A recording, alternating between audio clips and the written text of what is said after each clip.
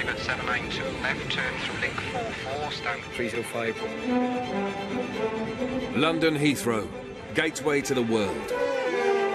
Heathrow is a huge melting pot. It's one of the biggest hubs in the world. Flying to 194 destinations in 82 countries.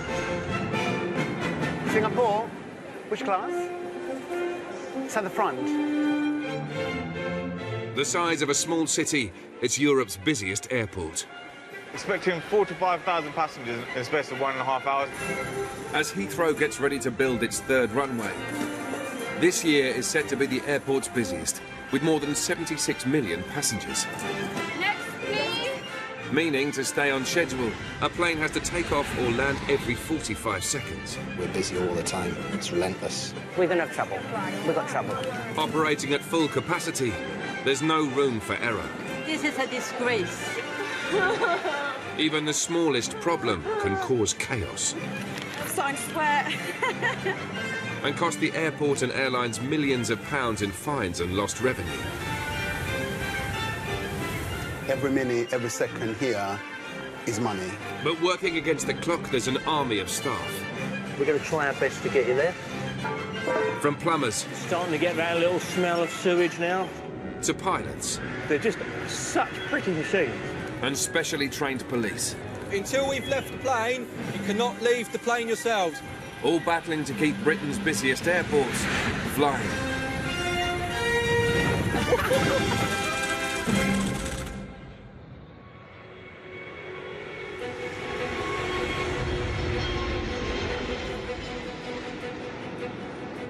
One of the world's biggest airports. Heathrow is the size of almost 2,000 football pitches.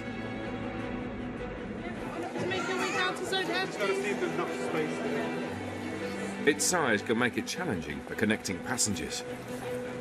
So come down this way. Right, go use the other queue as well. Jawad is a passenger experience manager. It's his job to keep passengers flying.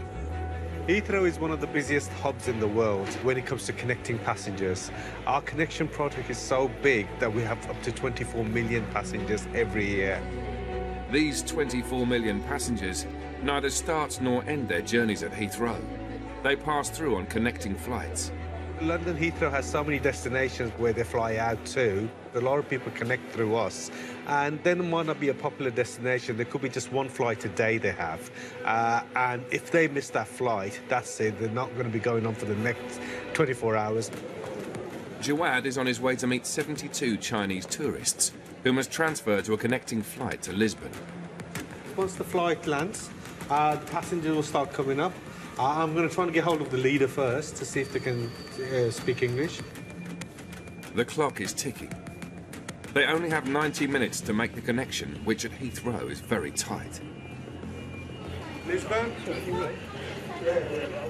Lisbon, madam, Lisbon? Lisbon? Anyway, traveling to Lisbon?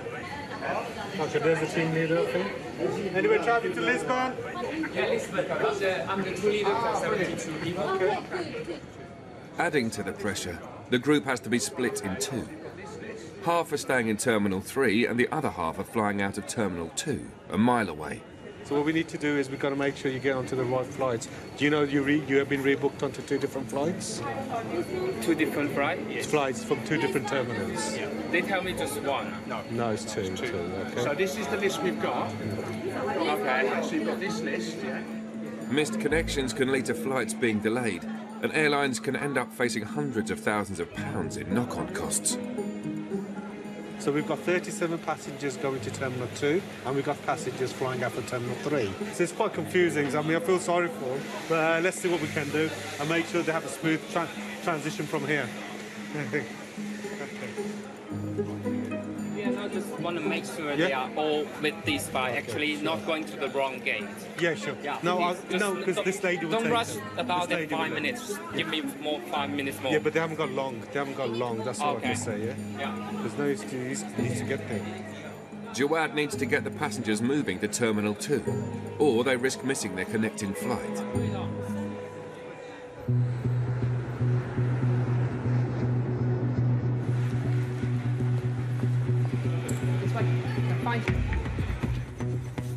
Heathrow is on the front line of counter-terrorist measures. With over 200,000 passengers every day, the airport must be kept safe. The threat to UK mainland is deemed as severe, which means an attack is highly likely. I think, sadly, this is the world that we live in now. I don't think that is ever going to change. Around the clock, a team of police officers and sniffer dogs patrol every inch of the airport in search of explosives. Must go find where. Liz is a police dog handler and works at the airport with Dog Buster. We search everywhere in the airport with the dogs, anywhere where anything could be secreted or left. Yeah, so the dogs will go absolutely everywhere in the airport. Today, explosive materials have been hidden in the airport.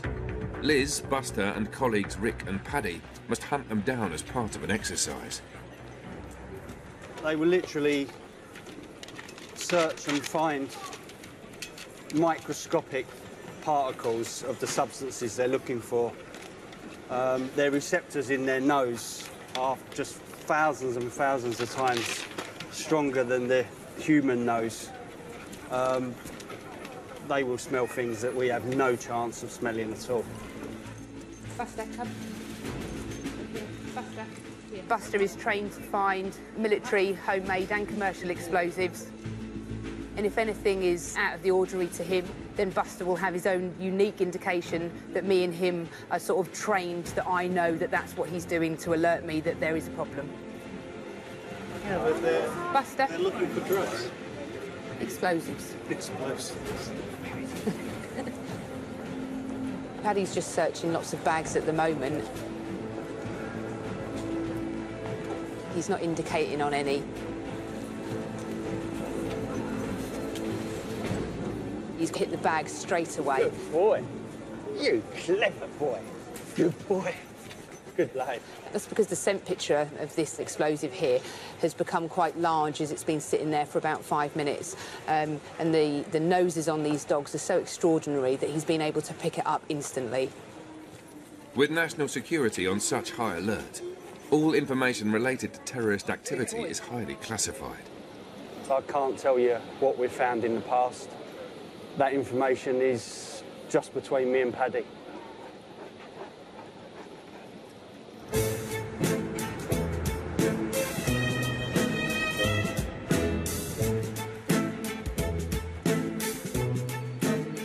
In Terminal 3, Jawad has 90 minutes to get a group of Chinese tourists onto 2 different connecting flights in different terminals. But they've become distracted. So they think we're celebrities. Thank you. Thank you, sir. Thank you.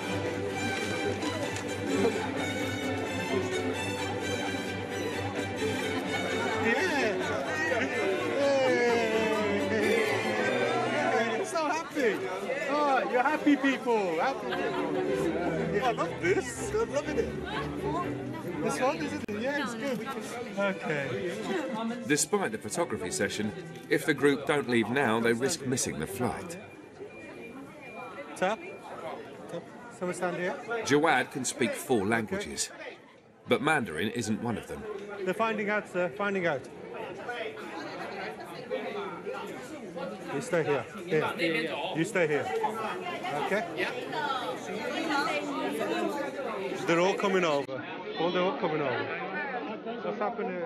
Fortunately, the tour leader translates.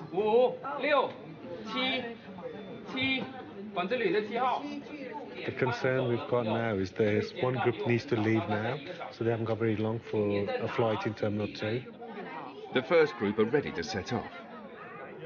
I will call Terminal 2 to tell them they're coming, so they will make sure they get on the flight. Yeah. Okay, and they will call me. Once they're on the flight, they'll call me and I'll tell you that they're on the flight. Yeah. Okay? The flight for the 18:30, right? So they've only got about, I said, 45 minutes to get to Terminal 2, go through security, go and get to the gate. So they are quite. Yeah. Can you stand by? The first group are finally on their way. If they don't get to Terminal 2's gate in time, they'll be sleeping at Heathrow. George, we've got a group of 38 coming through your security now, so they should be hitting you next couple of minutes.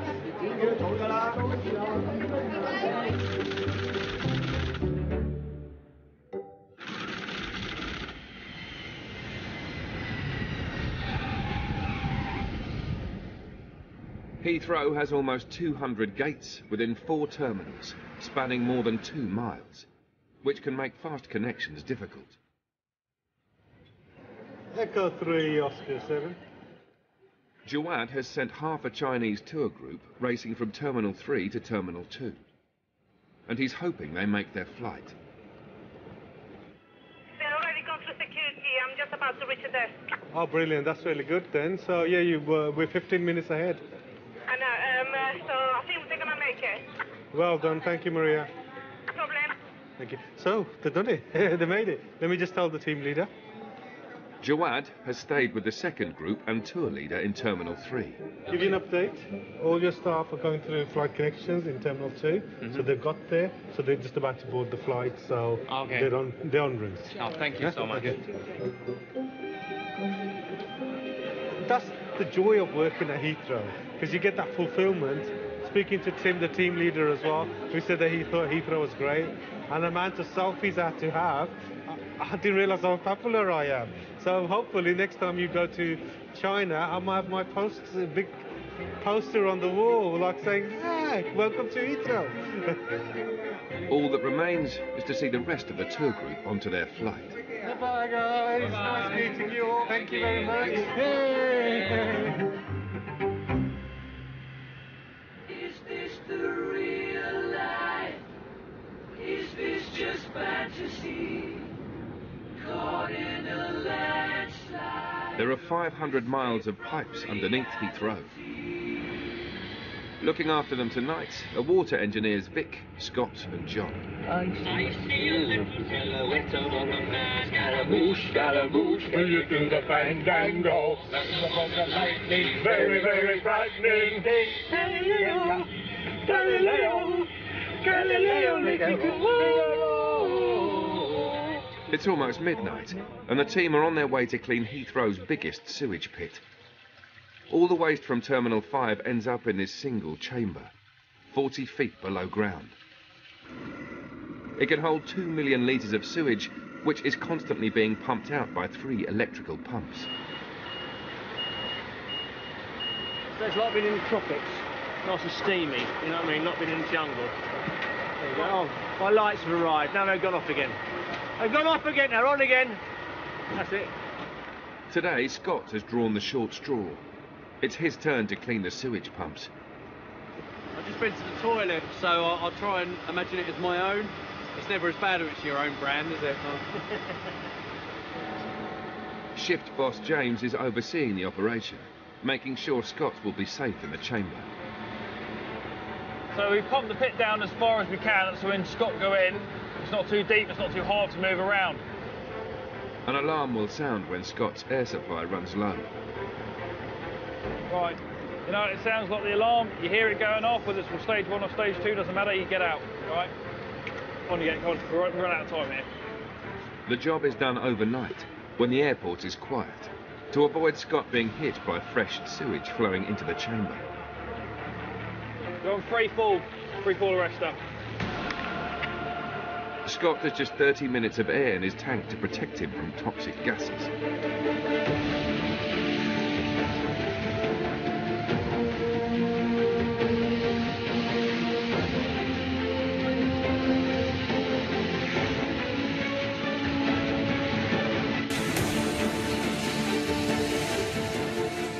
Failure to clean and maintain these pumps could mean all the waste backs up and floods Terminal 5.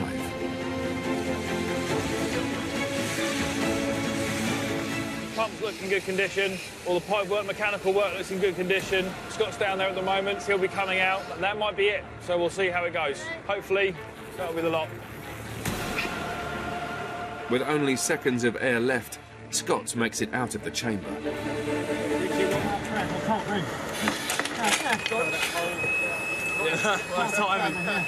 That's actually timed perfectly, as you can see. It's all finished now. Perfect. Scott did a really good job of that. You get a massive sense of achievement. There's a sparkling clean, there's nothing left in there now, and the pumps all turn perfectly. They're all isolated, locked off. I can spin all the impellers. It was really good. I really need to itch my nose really badly, but I just can't do it.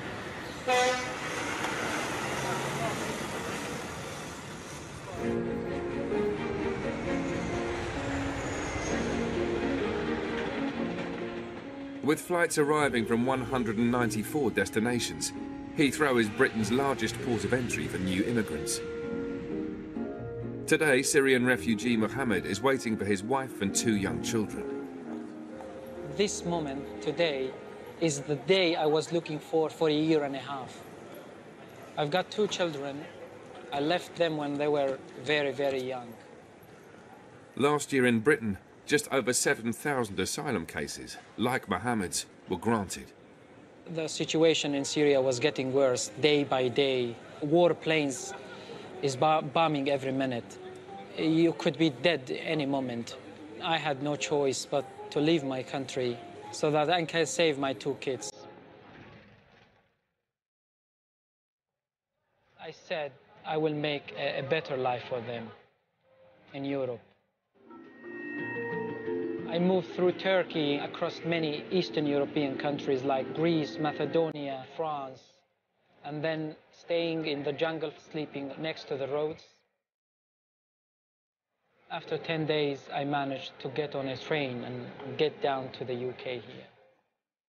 After a year and a half of being apart, visas for his wife and 2 children have finally been granted.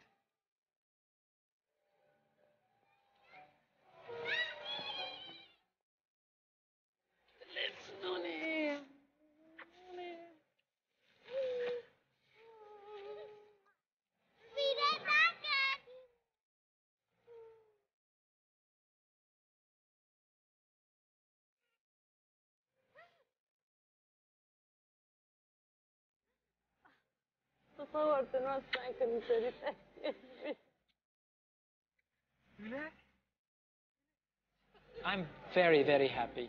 I waited long nights and long days to get my family to a safe country, to see them how they go to school, to live a life which is not dangerous. I left him when he was 1.5 years old. Look at him, he remembers me. You believe it?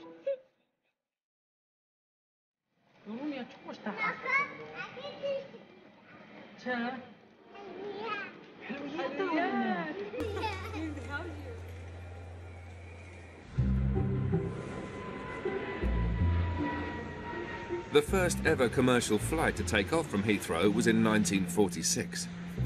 Since then, 5 terminals have been built, and the oldest is Terminal 3. Hi, today it's Terminal 3's 55th birthday. So in 1961, this terminal was officially opened. So during my shift, sometime when I get a break, I'm probably going to be going through this. It's how you feel when it's your birthday. So you have that special feeling when you're walking around, that it's my birthday. So it's going to be that, it was going to be feeling like that. But Jawad will have to wait to get his teeth into the cake. Something much less appealing needs his attention. Oscar 2, Oscar 86. Okay, I'm standing in Zone G at the moment. There's a very foul smell coming. Do you know anything about it? Anything you've been faulted? Do you know what? I was going to ask Jervis to come down with me and have a sniff round there when he comes in. The smell is horrific down there. I thought it may have been my nose or something, but if you could smell it, then I'll fault it. Copied.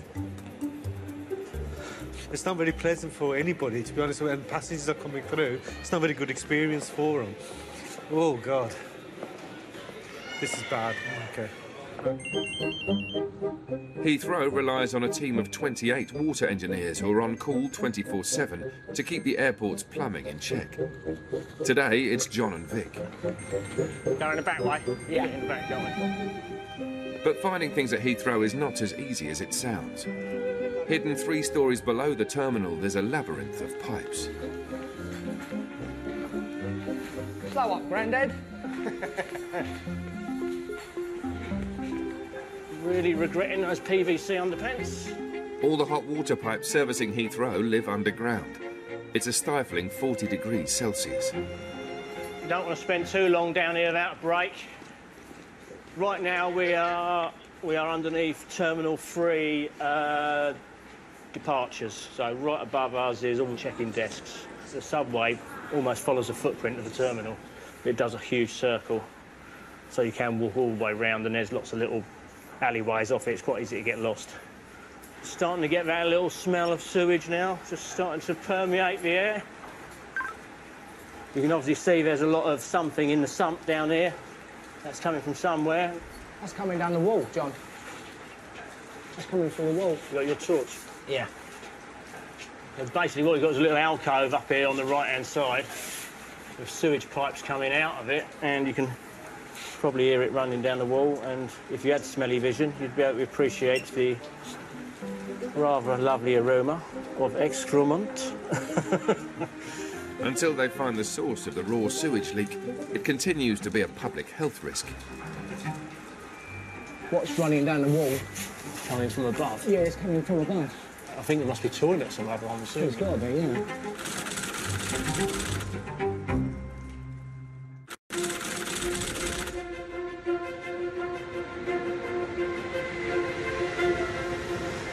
Heathrow is not only vast on the outside, but underground as well. It's a 5 square mile maze that even people who work at the airport struggle with. It's a case of, let's say, someone's just following your nose. Water engineers John and Vic are on a mission to locate a sewage leak. Smells a bit ripe. Ah. Funky. Yes. And their search has led them back to ground level. Ah, look. Victor. This is a sorbent pad, which says to me, highly likely something at the back here is leaking. I can actually...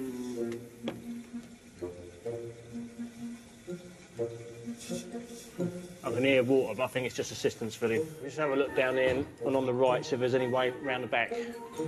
Oh, hello. That's that door there, isn't it? Yep. Ta-da! That's blown my theory out of the water. I thought there might be a void here, but obviously isn't. It's just an emergency exit into the service corridor.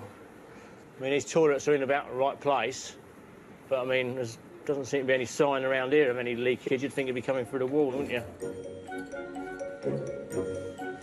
With a footprint of 100,000 square metres, there's still a lot of Terminal 3 for John and Vic to cover. I think we need to be a bit more this way.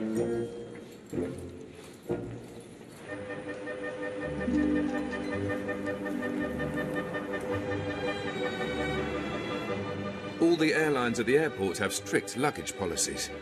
There's limited space, and heavy planes use more fuel and cost more to fly. Check-in figure at the moment, 178. In Terminal 2, customer service manager Michael is overseeing check-in for a flight to Singapore. Morning. How are you? This flight allows economy passengers one piece of cabin baggage, which must fit into the overhead compartment. Singapore? Which class? It's at the front. Is the machine at the front? Sorry. Everybody's a VIP to Singapore Airlines. We are trained from day one. Customer is always right. Nothing really is an issue within reason. Yeah. We thrive on customer service. But there are always cases that test Michael's customer service skills. An economy passenger wants to take a very large piece of hand luggage on board. We've checked our bags in, and now we've been told we can't take this on board. And I feel very upset about it. They want to take a wedding dress on board the aircraft, but it's quite in a big box. And usually the crew are quite accommodating, but it's quite a full flight. So obviously the hanging space and the wardrobes is going to be required for the business class and suite class passengers, and they just won't communicate. They just won't take a no for an answer. So I said to my colleague, tell them to wait around until the crew come. We speak to the in-flight supervisor. If he agrees, no problem. You have to take it on board. If he doesn't, then unfortunately it's going to have to be checked in. This couple are travelling to Australia via a connecting flight in Singapore. I'm very unhappy. I could cry at this point, actually. We're getting married while we're there, and I'm supposed to be really excited and happy now, and I feel gutted. It's the most important thing, isn't it? We went to a lot of thought to work out how it was going to be done, made the phone calls, think you've got it sorted, and then... I mean, that's the sort of size you would expect the box to be, or even like that. But... See, we can only go by what you tell us. Yeah. And but as I said, and I asked, you've been misled. Of course, and we will take it up to listen to the conversation, but it's not going to help us right now. So what we're trying to do is to try and find out if you can take it on board this flight, which we'll have to speak to the crew. Obviously, due to the time of the year, everything is busy. It's a full flight. I mean, you can see the queue. They're all business class. Yeah, but that's not our problem, no, is it? Absolutely. That's your problem. Yeah, sure. It's not your fault. We don't know whether the flight's full or not. We weren't told on the phone, well, if the flight's full, you might have a problem. Yeah, but that's we were why told that's what we do. So that's why I said it's not your fault. You've been misled. And I will investigate it. So we'd like to get our bags checked in and get sorted, so, you know, we don't want to be hanging around. OK, well, you can go, and then I'll speak to the crew at the aircraft, and then I will let you know when you're board. So if it's OK for you to take it on board, they will sort it, they will find space for you. If they say no, we will have to check it in. I mean, no, make sure you if put they fragile signs on and everything. Sure, yeah, we'll do that for you. Handle if with we care. If we have to check it in, yes. All right. I'm going to pop them back in. Where's my shoes? The passengers have decided to take their chances and will take the box to the boarding gate. I can only do what I can do, and that is take the box on board physically and speak to the in-flight supervisor and try and see if it can help. I'm hoping it's going to be a happy ending.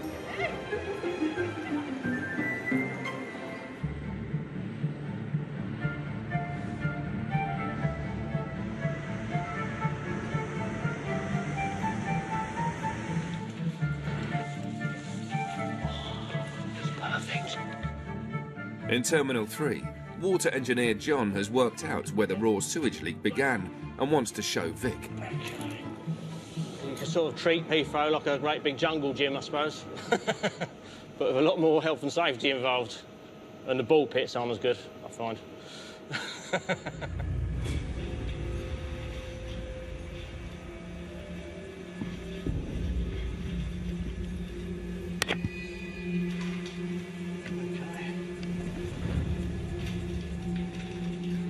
No one ever comes down here. I'm probably first person down here for 20 years, I'd have thought.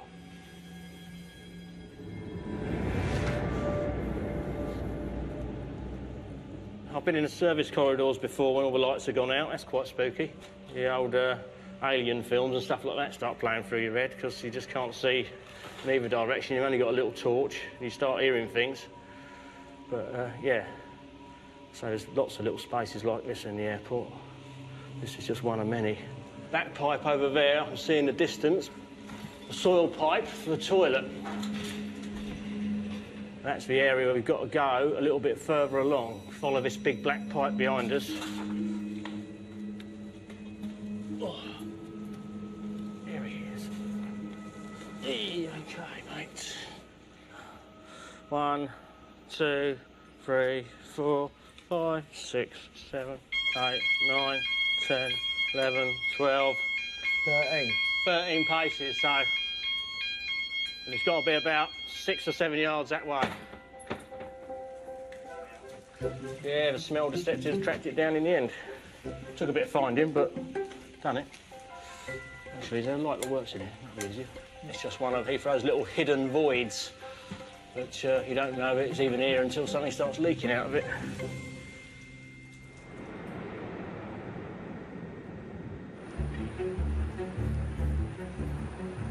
I did leave a voicemail for them to come in a little bit earlier to the gate, but I can't seem to see them, so... The flight to Singapore closes in 15 minutes. Michael is on the lookout for the passengers with the wedding dress. I hope they come quickly, because I need to get authority from the crew in charge if it's okay to accept the wedding dress on board the aircraft. Where are you off to? Singapore? Brisbane. Brisbane. All right for some.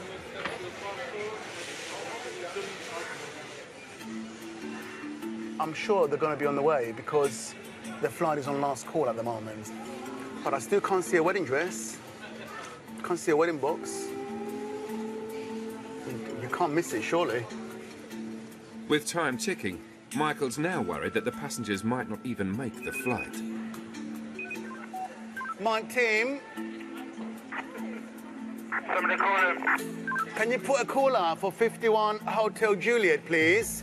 51 Hotel Juliet to make the way to the boarding gate ASAP, please. I want them here quickly. I want them here quickly.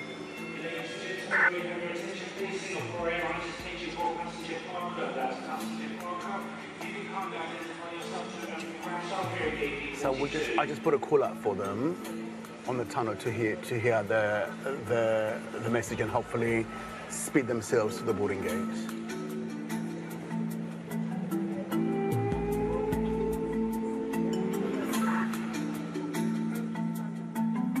Yes, they're here. Okay, they're on the way. We've got them. You didn't tell us that was a marathon, did you? Did you get my voice call? I called you. Yeah, but we just sat there. Oh, God. Right, come over here. We're going to put them through this way now. Just, So, I'm going to speak to him. He's very nice. I'm hoping it's going to be okay, yeah? So, just wait for me here, and then I will come and get you, okay? All right, yeah? thank you. Okay, come with me. There's just minutes to go until the flight closes. It's down to Michael to save the dress from travelling in the hold.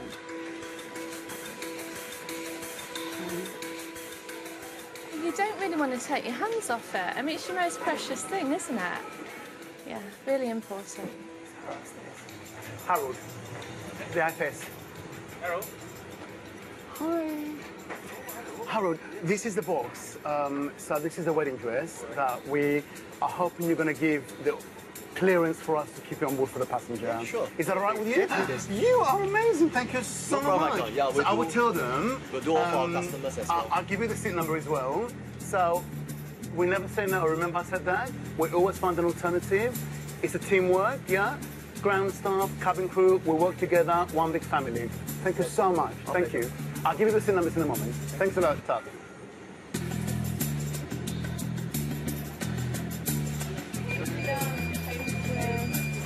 Thank you very much. It's a relief. Put it down to experience, eh? Yeah? All right, then, thank you very much. Take care. All the best. Thank you. Yeah, equal hands. Yeah, take care. Bye, take care.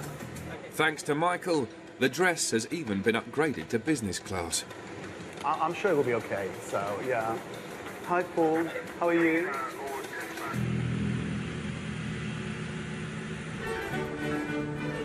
"24 million people take connecting flights through Heathrow every year. That's a third of the airport's passengers.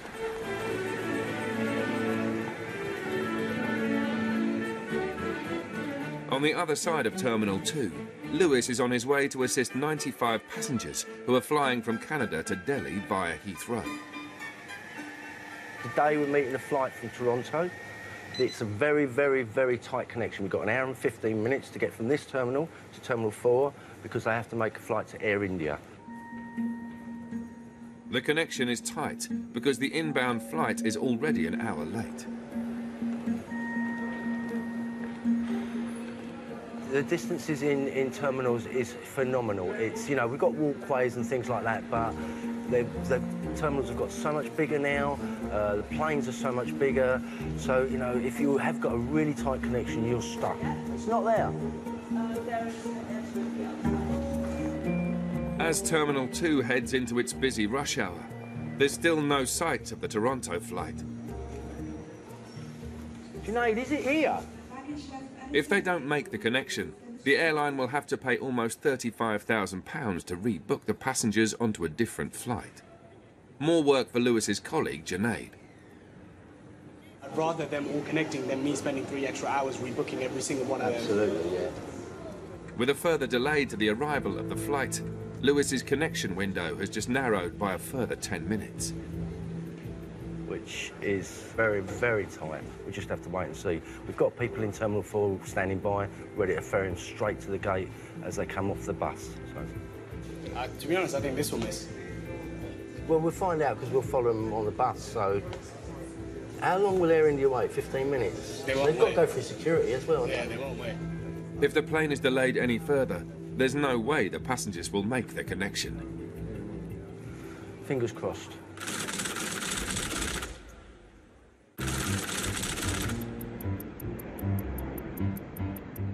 Heathrow is host to 81 different airlines and their fleets of planes. Every time one lands, it's a battle against the clock to turn it around and get it back in the air where it can earn its keep. We're just looking for any damage. Engineer Nick has got just 1 hour before this plane needs to get back out to New York. We check the tyres now, we check the lights, we check all the pitot probes and the sensors, and it's just to make sure that nothing untoward's happened during the flight.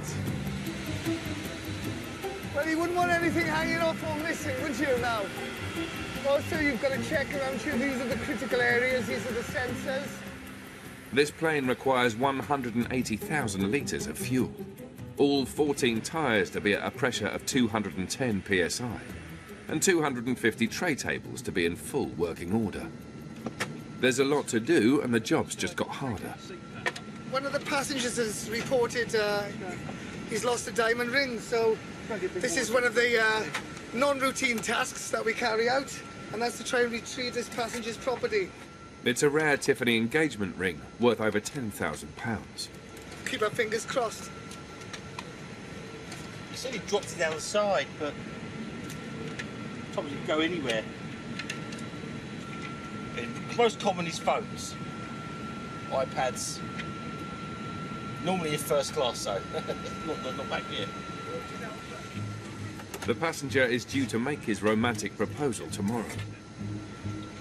I didn't take the box because it's huge, so I took the ring out, put it in my pocket, which I shouldn't have done. Yeah, I was supposed to propose to her. Well, hopefully it's still there. You sure it's not your focus? Yeah, 100% sure. I bet. Well, she's 14 out.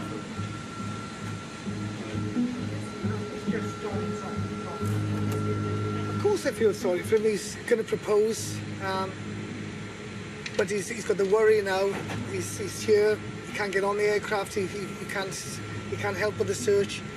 It'll be fine. It's actually not looking particularly good at the moment, but the cleaners come through here now, and they go through the fine-tooth comb.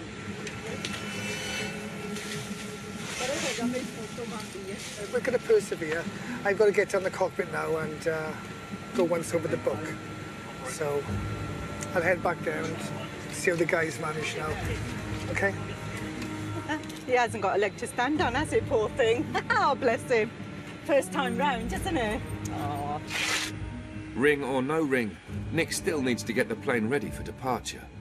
To get a couple of hundred people in, buttoned down on these girls to get everything stowed. Friend tampering. Power port outlet, that's them as well. Seats being done. Got that into position.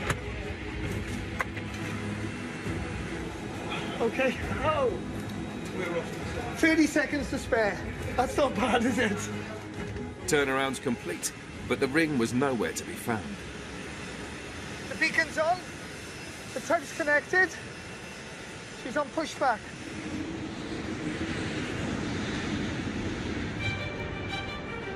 At Terminal 2, the 787 from Toronto has just landed, an hour and a half late. Customer Experience Manager Lewis is waiting to chaperone the 95 passengers to a connecting flight. I'm starting to get a bit worried now because our connection time is down to probably 55 minutes now. I'm just hoping they're going to make the flight. The worst that can happen, they'll be rebooked for another flight, but that means their connections, because they're not all going to the same place, there'll be stopovers and connections within that, so it will make it very difficult for them. So. The passengers might have arrived, but their Delhi flight is still 2 miles away in Terminal 4. As time is so tight, Lewis's colleague has taken drastic action. Because of the time constraint, we've had a tarmac transfer. We'll call it a tarmac transfer. That's when the buses come over, and rather than us having to manually take them all the way across the terminal, then connect them to Terminal 4, they go straight on the bus come right at the tarmac by the aircraft, pick them up straight from there, take them straight across to T4. That's brilliant. Saves a lot of time and avoids having a lot of misconnects. And it's better for you in a way, isn't it? Yeah. It helps out a lot. With just 45 minutes to take off, all the passengers have been put straight onto buses to get them to Terminal 4 as quickly as possible. You all right, sir? Hello, guys. I'm extremely sorry your connection is very, very tight, but we're going to try our best to get you there. Hyderabad? Hyderabad, okay. You going to Hyderabad, mate? Yes? No? English, little?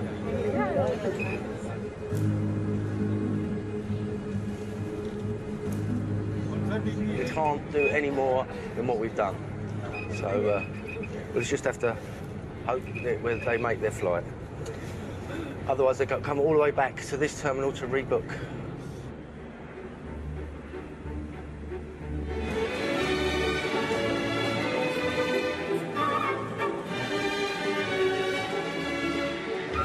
Whilst the passengers race to make their flight, their luggage negotiates Heathrow's complex automated baggage system.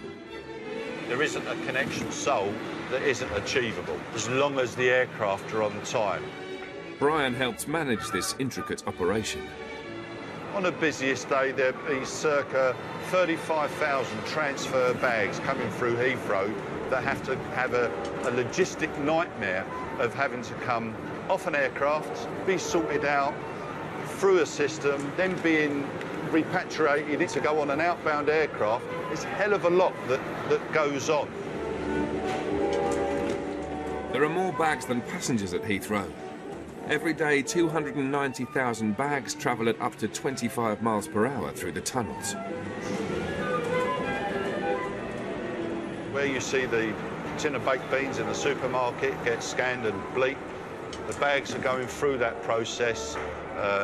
About every minute, there'll be a scanner that looks at that bag and will make a decision where it's got to go.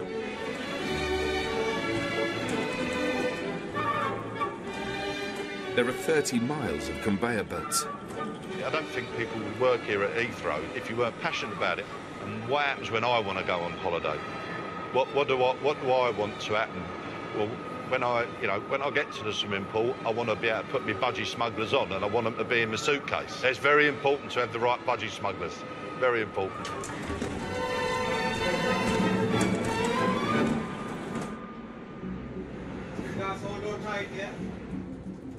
Buses carrying passengers transferring from Terminal 2 have arrived at Terminal 4 with just 25 minutes to spare. Now they have a long trek to the gate.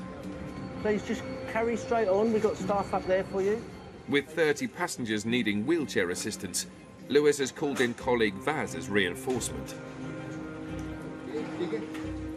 If the passengers don't make this flight, they'll need to be rebooked onto another at the expense of the airline. Okay, let's go. At the gate, the first of the able-bodied passengers are boarding. We're still waiting for another, probably 25 of them. Do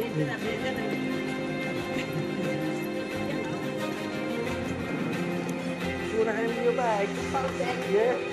You all right?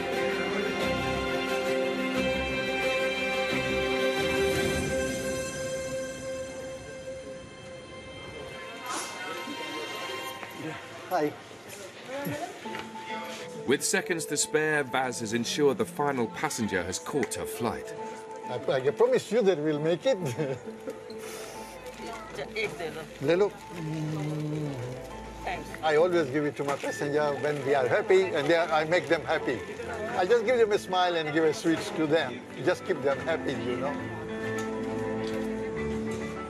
Just remember us when you reach there. Bye.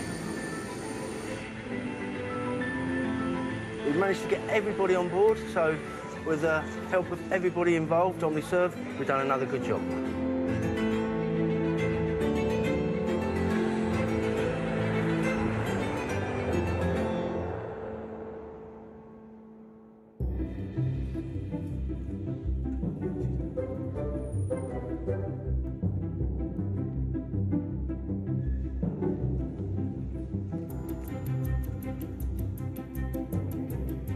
Next time, there's a storm brewing at Heathrow. The threat of ice will begin around 6 p.m. Right, let's go. We've got to be very proficient and professional. We can't afford to get caught with our pants down. Britain's border is lost in translation. Do you speak English at all, sir? A little bit? Not very. Okay. And check-in reaches meltdown. We've got about 100 passengers left to check in 45 minutes. The heat is going to be on in a bit when it starts building up. So you've agreed to pay, but now you don't want to pay? Okay, so you're wasting time, aren't you?